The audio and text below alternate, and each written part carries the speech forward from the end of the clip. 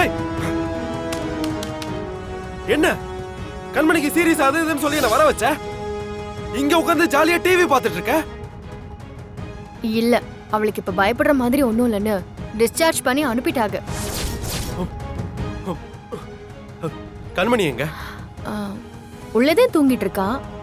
நான் நீங்க வருவேலேன்னு தான் எதிர்பார்த்து காத்துட்டு இருந்தேன். அப்போ கண்மணிக்கு எதுவும் ஆகல? பொய் சொல்லிருக்கல? ஏய், உனக்கெல்லாம் மனசாட்சியே இல்லையா அகிலா?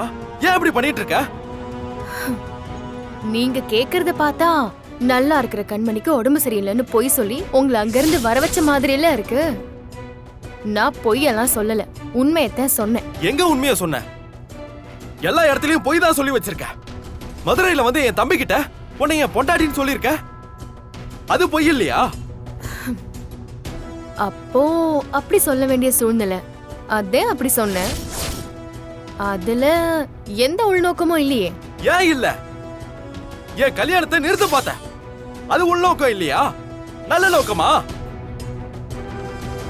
ச்சே, உனக்கு எல்லா விஷயத்திலயும் எல்லா நேரத்திலயும் நான் நல்லதை மட்டும் தான் பண்ணிருக்கேன்.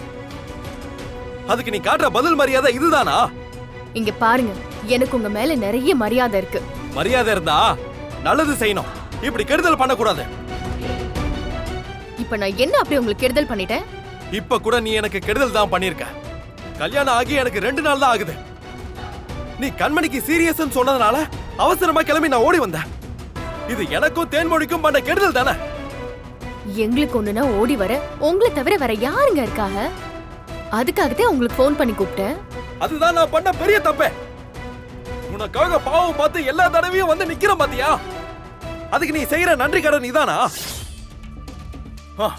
நீ வேணும்னே தான் என்ன தொல்லை பண்ற.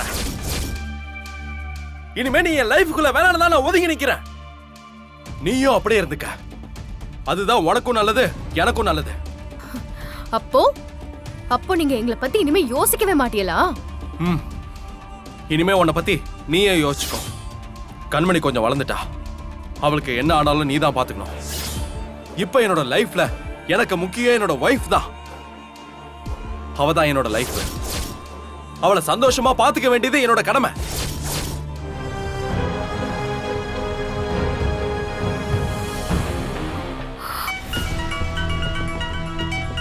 இங்க பாரு, என் வைஃப் தான் கூப்பிடுறா.